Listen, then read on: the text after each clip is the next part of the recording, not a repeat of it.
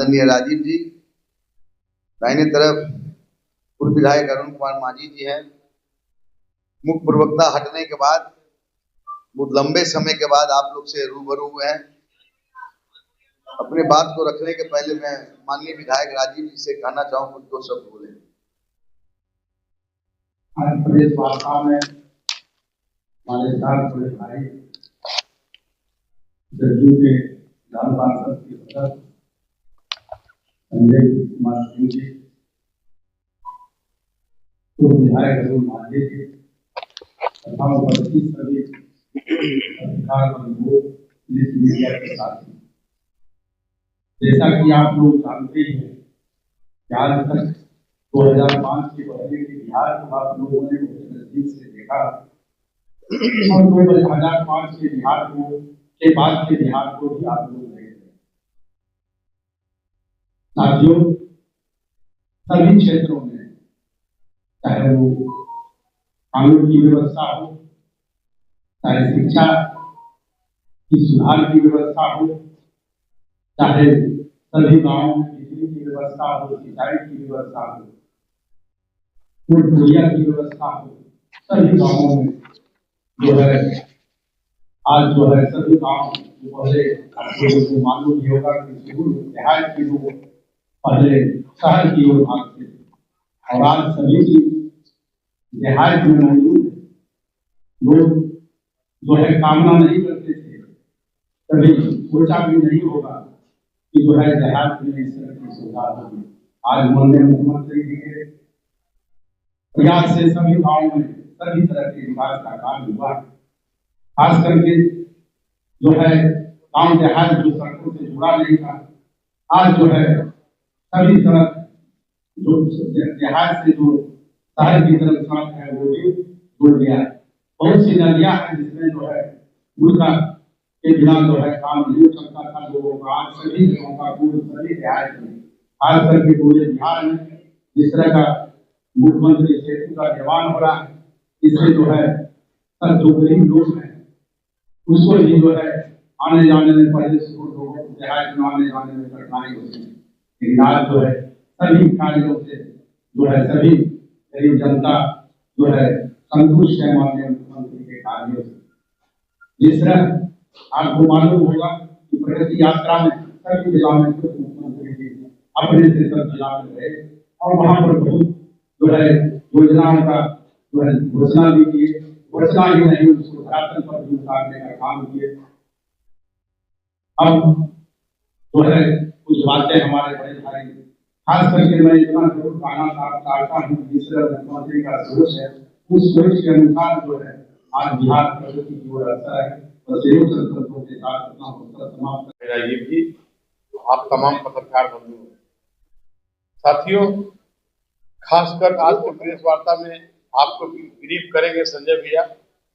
हम केवल यही कहेंगे कि आजादी के बाद बिहार में जो विकास का पैमाना लिख दिया नीतीश कुमार जी ने, वो बिखरने वाला नहीं, अटूट छाप छोड़ गया है। साथियों, जो काम आप प्रेस के माध्यम से मैं ये बताना चाहूंगा कि जो काम बिहार के दलित नेताओं को करना चाहिए था, वो काम बिहार के मुख्यमंत्री नीतीश कुमार जी ने करके धरातल पर दिखा के रख दिया है। साथियों, आप देखिए महिलाओं के 35% आरक्षण, दलितों के लिए मुखिया पंचायती राज में आरक्षण, जिला परिषद में आरक्षण, कि कहां से? इसलिए बहुत से ऐसा काम कर दिया नौकरी से लेकर और सबके लिए उन्होंने जो प्रावधान किए। आज 3 घंटा में 4 घंटा में बिहार के किसी कोना से आप पटना आ जा सकते हैं। आज जितने लोग बैठे हुए हैं सबको गांव में संबंध है। आप देखिए कि गांव के यहाँ पे बिजली में, गांव में भी एसी में आप रह सकते हैं, यहाँ भी एसी में रह सकते हैं। तो बहुत कुछ ज्यादा नहीं कहना है, जो नीतीश कुमार जी ने लकीर खेता है उसके विषय में हमारे बड़े भाई संजय सिंह बताएंगे आपको। हम आपके बीच में ज्यादा समय नहीं देंगे, बस इतना ही करके अपनी बात मांगते। आर्थिक पिछड़ापन, सड़कों की बदहाली, कृषि और शिक्षा के खस्ताल से बिहार परेशान रहा। तो आप लोग भी जानते हैं क्या स्थिति था 90 और 2005 का जो स्थिति था, आप लोग से छिपा हुआ नहीं है। सकल घरेलू उत्पाद से लेकर बिजली व्यवस्था तक चरमरा रही थी, जहां अन्याय सर्वेक्षण में बिहार के आंकड़े सबसे अंत में प्रदर्शित किए जाते थे। सकल घरेलू उत्पाद जहां 2.3 मतलब कि 2.3 4.9 के बीच करा रहा था, वहीं पिछले एक दशक से के अंतराल में बिहार ने सफलता के आयाम गढ़े। माननीय मुख्यमंत्री नीतीश कुमार जी के नेतृत्व में जनता दल यूनाइटेड सरकार बिहार के नया सवेरा लेकर आई। 90 और 2005 का दशक रोंगटे खड़े होने वाला था। जब से मुख्यमंत्री 2005 में बने, तब से बिहार की स्थिति क्या था और अब क्या है, इसके लिए मैं आपको बताना चाहता हूं। नीतीश कुमार जी के राज में बिहार को नई पहचान मिली, विकास के विभिन्न आयाम मिले। आज बिहार का नाम देश में सबसे तेजी से उन्नति की ओर अग्रसर वाले राज्य में लिया जाता है। आज हम सब्जियों के उत्पादन और चौथे और फल के उत्पादन में 8वें स्थान पर है। 8वें स्थान पर है। हमारी लगभग 80% आबादी कृषि व्यवसाय में है, जो भारत के औसत से कहीं अधिक है। कृषि उपज के देश के पूर्वी राज्य में सबसे आगे है। वित्तीय सेहत की बात करें तो बिहार लगातार 5 साल में राजस्व अधिशेष रेवेन्यू सरप्लस वाला राज्य बना रहा। राजस्व अविशेष से बेहतर वित्तीय प्रबंधन का सूचक माना जाता है। यानी राज्य के पास वेतन, पेंशन, पूंजीगत व्यय समेत जितने तरह के खर्च है, उसकी तुलना में राजस्व की प्राप्ति कर्ज से कुल मिलाकर ज्यादा रुपया आ जाते हैं। जबकि 2005 के पहले सरकार को वेतन और पेंशन देने के लिए कर्ज लेना पड़ता था। वर्ष 2018-19 में सरकार द्वारा प्रस्तुत बजट में भी हमारा राजस्व अधिशेष करीब रुपया 21.311 करोड़ का है। हमारे राज्य बिहार के आंकड़ों की अगर हम दूसरे राज्य से तुलना करें तो हम देख पाएंगे कि वर्ष 2011 से लगातार हम सकल राज्य घरेलू उत्पाद में अनवरत 10 के आंकड़े पार हैं तथा वर्तमान में हम झारखंड, उड़ीसा और छत्तीसगढ़ के सकल राज्य घरेलू उत्पादन के आंकड़ों हमेशा 9.3, 9.19, 8.99 से आगे 10.3 पर है। तब महाराज जैसे संसाधन संपन्न राज्य भी हमसे बहुत दूर नहीं, जब हम आपको 10.46 के अंकों को पार कर लें। भारत सरकार की संस्था इंडिया ब्रांड एक्टिविटी फाउंडेशन के हाल में आंकड़ों के अनुसार हमारे विकास की दर अन्य राज्य को विकास दर से कहीं 14.50 प्रदर्शित है। वित्तीय वर्ष 2018-19 के लिए प्रस्तुत बजट में बिहार के विकास हेतु सशक्त आधारभूत संरचना, शिक्षा, ऊर्जा तथा विशेष कृषि और विशेष ध्यान देते अधिकांश राज्यों से ज्यादा 32.1256 करोड़ रुपया से शिक्षा के विकास के लिए 17.397 करोड़ रुपया, सड़क निर्माण के लिए 10.256 करोड़ रुपया, ऊर्जा विकास में मत अपमानित किया गया है। ये तो आपको हम दे ही दिए हैं, इसको आप पढ़ लीजिएगा। नीतीश कुमार जी के राज में आज जो बिजली का स्थिति था बिहार में, साक्षरता दर 1991 में क्या था 32.32, 2005 में साक्षरता दर 47.00 था, 2025 में क्या अंतराल है देखिए बीच का 74.30। साक्षरता दर में कितना बढ़ोतरी हुआ है। बस गांव में विद्युतीकरण, गांव में क्या स्थिति था, हम लोग भी गांव में भी रहते थे, जब हम लोग गांव में जाते थे जनरेटर का इस्तेमाल करते थे। बिजली की क्या स्थिति था, अब देखिए 1991 में कोई डाटा मौजूद नहीं था, 2005 में 22% विद्युतीकरण हुआ था और 2025 में 100% विद्युतीकरण हुआ पूरे गांव में, पूरे बिहार में। ये मामूली चीज नहीं है, ये नीतीश कुमार जी का विजन है। बिहार का कुल बजट पहले कितना था 1991 में 8,000 करोड़, 2005 में जब नीतीश कुमार जी मुख्यमंत्री के पहले जो बजट था पति पत्नी के राज में 23,885 करोड़। आज के डेट में 2025 में 3,17,000 करोड़ का बजट है। आप समझ लीजिए कितना अंतराल है। और लोग कहता है कि बिहार में विकास नहीं हुआ है। मैं तो विपक्ष में पूछना चाहता हूं, कैसा विकास चाहते हैं? आज क्या था सड़क का स्थिति? आप लोग भी गांव से जुड़े हुए हैं। किशनगंज से पटना आने में कितना समय लगता था? सासाराम कैमूर से पटना आने में कितना समय लगता था? वाल्मीकि नगर से पटना आने में कितना समय लगता था? सड़क, पुल, पुलिया इस तरह बिछा। आज पटना की क्या स्थिति है? लोग जो पटना में 10 साल बाद आ रहे हैं तो कहता है तो पटना बदल गया। इतना पुल पुलिया बना है, ये नीतीश कुमार जी का देन है। पर व्यक्ति आय कितना था पहले? 1991 में 2400 रुपया पर व्यक्ति आय।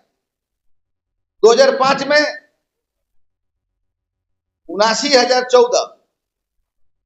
आज 2025 में कितना हो गया है? 66,828 रुपया। अंतराल देख लीजिए कितना। 2005 में कितना था पर व्यक्ति आए? 69,014। आज है 66,800, हाँ 7,904। आज कितना है? 66,828।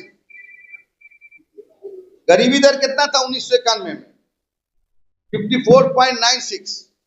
2005 में कितना है? 41.40। 2025 में 16%।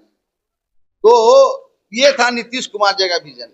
अभी नया नया एक दल निकला है, जन सुराज। बहुत बड़ा दल है, ये बहुत बड़ा नेता है। वंशवाद पर बोलते हैं। तो मैं प्रशांत किशोर जी से पूछना चाहता हूं, जो अपने राष्ट्रीय अध्यक्ष को बनाए हैं उदय सिंह जी को, खुद व्यापारी है, मां 2 बार की सांसद, लेकिन बिहार से एक भी व्यक्ति को नौकरी नहीं दी। अब बताओ, दूसरे के परिवारवाद बुरा और अपना चाल चलन पूजा। वंशवाद की बात करते हैं, लेकिन जितने भी इनके दल में है सब वंशवाद वाली है। अब सोच लीजिए, सरदेव कर्पूरी ठाकुर जी के परिवार को पार्टी में शामिल कर लिया। शेखी बधारते हैं ये घूम घूम के बिहार में।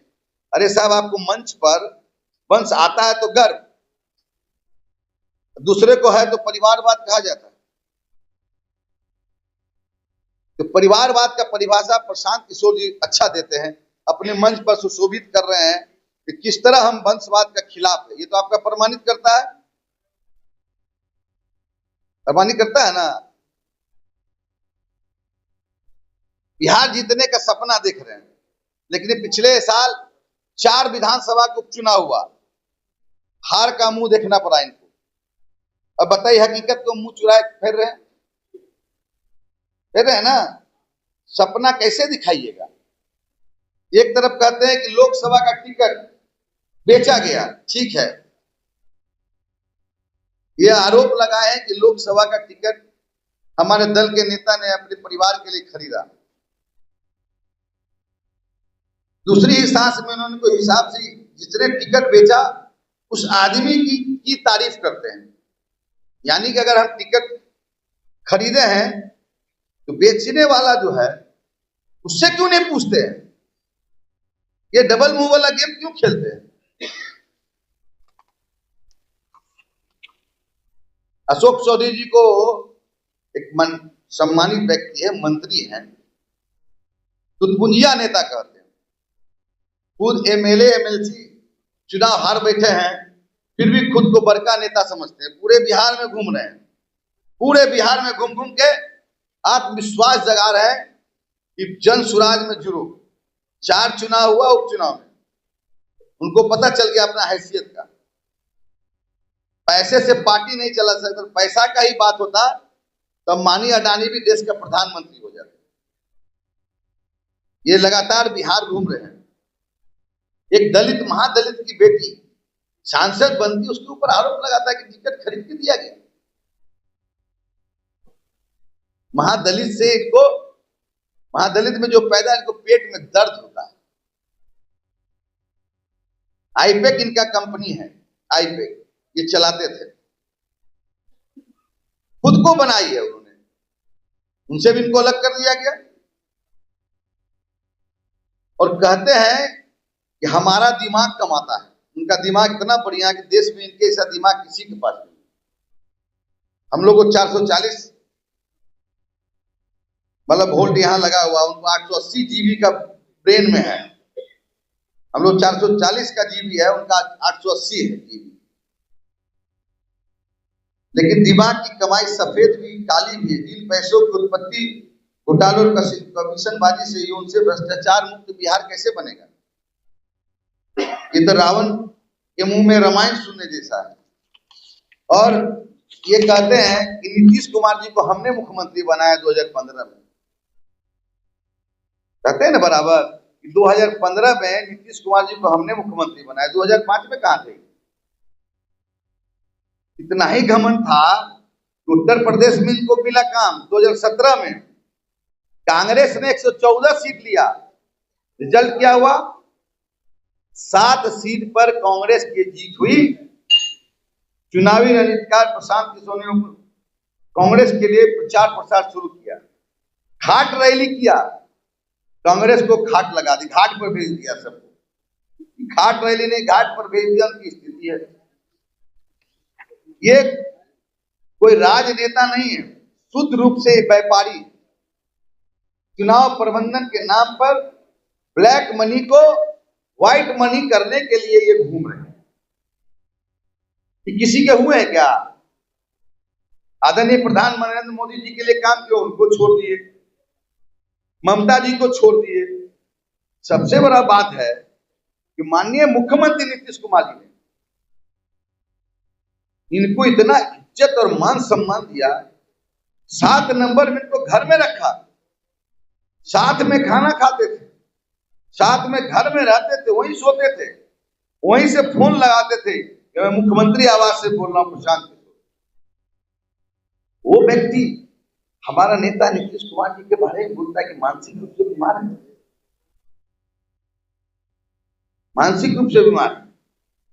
हमको आश्चर्य लगता है कि जो प्रशांत किशोर जी का जितना उम्र है,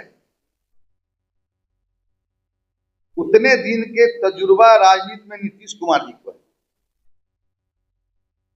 उनके बारे में अनाप शनाप बोलना, शर्म नाम का जो आदमी की आंख में पानी नहीं है इस आदमी को। एक बच्चन जी क्या नहीं किया मुख्यमंत्री इनको ने, उपाध्यक्ष बनाया। मालूम है आप लोग, आज मैं राज बताना चाहता हूं, इनका डिमांड था कि हमको डिप्टी सीएम बना दे। ये कुर्सी के लिए घूम रहे हैं। क्या किए घूम के विकास का काम? कितने आदमी को नौकरी दिया इन्होंने? कितने लोग आईपीएस के लोग, बिहार के लोग जी काम कर रहे हैं। ये सबको ठगने का काम करते हैं, ये आपको बता देते हैं। सबको ठग रहे हैं। ठगने वाला जान गया कि 4 चुनाव में क्या हो गया स्थिति। जो भी वोट आए उम्मीदवार को आया, इनके नाम पर कहीं नहीं वोट आए। तरारी चल जाइए, रामगढ़ चल जाइए, क्या स्थिति हुई। ये कहते हैं कोर्ट में जाएंगे नीतीश कुमार जी के लिए, मानसिक संतुलन बिगड़ गया है। पहले अशोक चोरी से ना निपटे, जो बोले कि पैसा लेके अपना बेटी के लिए टिकट खरीदे, उनसे तो पहले निपट ले कोर्ट में। ये लोगों को ठगने का काम करते हैं, सब जगह से ठग के बिहार को अपना बनाए हैं शरण स्थल। केवल ये ठगने का काम कर रहे हैं। इनका जो 2025 में है, बोरिया बिस्तर समेट के फिर जाना पड़ेगा इनको दूसरे जगह काम करने के लिए। इसलिए मैं आपसे इतना ही कहने आया हूं, छोटी मुंह बड़ी बात नहीं होनी चाहिए। इनके पास कुछ विजन नहीं है, पैसे के बल पर ये राजनीति कर रहे हैं। जान जी, ये ब्लैक मनी को व्हाइट मनी करने के लिए घूम रहे हैं बिहार में। जितना गाड़ी घूम रहा है, जितना खर्चा कर रहे हैं, हाई सबको यहाँ बिहार में लाके खड़ा कर दिए। पैसा का वेतन दे देकर, गाड़ी दे देकर, जितना गाड़ियां हैं तो साबित करे ही। और जो इनका संपत्ति है, जैसे कितना पैसा खर्च किए, सार्वजनिक करे। कहां से इनको चंदा आया, सार्वजनिक करे। लेकिन सार्वजनिक नहीं करेंगे, बिहार घूमेंगे और सबको ठगने का काम करेंगे। हाँ, उन्होंने कहा हमारे नेता को डिप्टी सीएम बना दीजिए हमको। इतना महत्वाकांक्षी व्यक्ति कोई दुनिया में नहीं मिलेगा। जान जाइए, इनको उपाध्यक्ष बनाए, सब चीज दे दिया इनको, इतना मान सम्मान, घर में रहकर 7 नंबर में रहते थे, घर में साथ में खाना खाना, जिस थाली में खाए उसी में छेद कर रहे हैं। कितना उम्र इनका है, उनके बारे में ही बोलते हैं अनाप शनाप। जब ये पार्टी में आए तब डिप्टी सीएम बना दी थी। इतना मान सम्मान किसी को नहीं मिलता, नीतीश कुमार जी ने इनको दिया। संजय जी, एक सवाल ये है कि आपने कहा कि सवाल ये खड़ा होता है कि जिस पर ये आरोप लगा रहे हैं कि स्पीकर जी ने देखा, अब उसी के संपर्क में चले गए। वही तो बोले, उनसे ना पूछना चाहिए, डबल गेम नहीं खेलना चाहिए, उनसे ना पूछना चाहिए। अशोक चौधरी महादलित परिवार से है तो उसके ऊपर आरोप लगा दिए, तो कोर्ट में गए हैं, उनको तो जवाब देना होगा। वो अपने आगे किसी को समझ रहे हैं। देश का सबसे सर्वमान्य नेता प्रशांत किशोर, स्वाभिमानी व्यक्ति, उससे बड़ा कोई देश में नहीं पैदा किया। तो चिराग के साथ प्रशांत जा रहे हैं, ये हम कहाँ कह रहे चिराग के साथ जा रहे प्रशांत, कभी कहे हम क्या? ये तो बातचीत चल रही है। आप जानते हो, हम तो इस पर नहीं सवाल पर बोले हैं। चिराग पासवान के सांसद हैं अरुण भारती जी, उन्होंने कहा कि नीतीश कुमार ने बिहार को जंगल राज से खींचकर यहाँ तक लाए और बिहार बहुत आगे बढ़ा, बहुत अच्छा, लेकिन अब यहाँ से आगे एक युवा शक्ति की जरूरत है जो बिहार को आगे लेकर जाए। तो इशारा साफ था कि नीतीश कुमार अब यहाँ से क्लिक करें और उसके आगे चिराग पासवान को दिया जाए। तो लगता है कि ये परिस्थितियां आगे है। ऐसा है कि बिहार में मुख्यमंत्री का कोई वैकेंसी नहीं है, निश्चित रूप से आप कान खोल के सुन लीजिए। नीतीश कुमार जी जितना काम किया है, आप लोग प्रेस मीडिया के सब लोग हमारे भाई हैं, आप लोग भी बिहार में रहे हैं, जितना काम नीतीश कुमार जी ने का कोई किया है क्या? कोई वैकेंसी है क्या सीएम का? यहाँ कोई वैकेंसी नहीं, गलतफहमी में कोई नहीं रहे। युवा शक्ति के बारे में बोल रहे थे, युवा तो देश को संभाल रहा है, युवा शक्ति कोई माइनस कर सकता है क्या? लेकिन यहाँ कोई वैकेंसी नहीं है मुख्यमंत्री का। एनडीए में कई को सवाल यह है कि प्रशांत किशोर के लिए किसी बुलाने की आवश्यकता पड़ गई, प्रशांत किशोर से नहीं तो पहले तो अपने नेता के बारे में बताएं, हमारे नेता ने क्या काम किया है।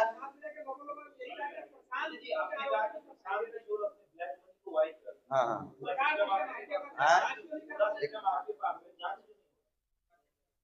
समय पर सब होता है।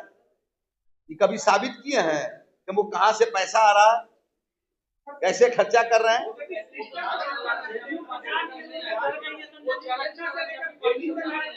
एक एक करके पूछे ना। हम लोग क्यों डरेंगे? 4 चुनाव में तो पता चल गया ना। हमने तो पूरा हमारे नेता ने जो काम किया पहले वो बताया। एक ये था, एक एपिसोड ये था, दूसरे एपिसोड में इन्होंने हम कहा प्रशांत किशोर जी पर। हमारा नेता को बोलेंगे तो हम तो बोलेंगे ही। उनके चैलेंज करने से आएंगे। 15 में जिता दिए थे क्या? काहे नहीं उत्तर प्रदेश में 2017 में जिता दिए। 114 सीट में 7 सीट पर कांग्रेस सिमट गई। घाट रैली किए, घाट पर भेज दिए कांग्रेस को। लेकिन जेडीयू से पहले प्रशांत किशोर नोटिस नहीं लेती, कोई नोटिस नहीं रहे, बात जो करेगा तो उस पर बोलेंगे ही हम। क्या क्या बोला आप तो सुने हैं ना, इनकी स्वास्थ्य मानसिक स्थिति का। हमको तो लगता है सबसे रियल प्रशांत किशोर हो गए। समझ गए ना? कोई चर्चा नहीं हो रहा है।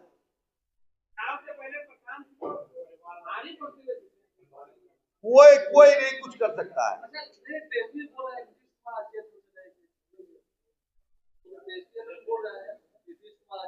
जब साथ में तो ठीक थे, अलग हो गए तो अचेत हो गए।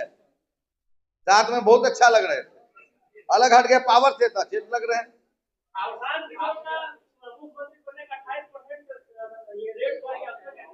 क्या कहाँ दिखाया है?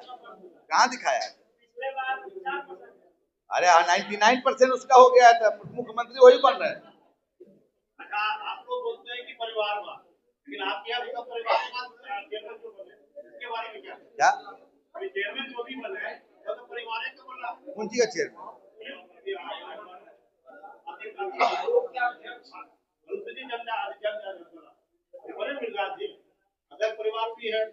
जेडीयू से कोई बना है कि सुन लीजिए, जेडीयू से शुद्ध कार्यकर्ता बना है। चेयरमैन क्यों उनको बना दिया? आप ही बनाया था ना। जब एनडीए में, मेरी बात सुनिए, एनडीए में जो नाम आएगा नेता की तरफ से उसी को ना बनाया जाएगा। हमारे जनता दल से कोई परिवारवाद क्या है? कोई परिवार नहीं, इसका जवाब दीजिए ना।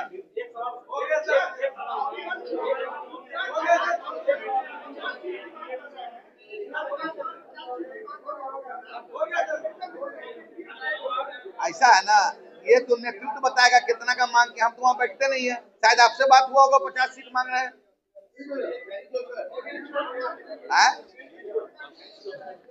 नहीं, आपसे बात हुई है क्या? हम तो नहीं जानते हैं।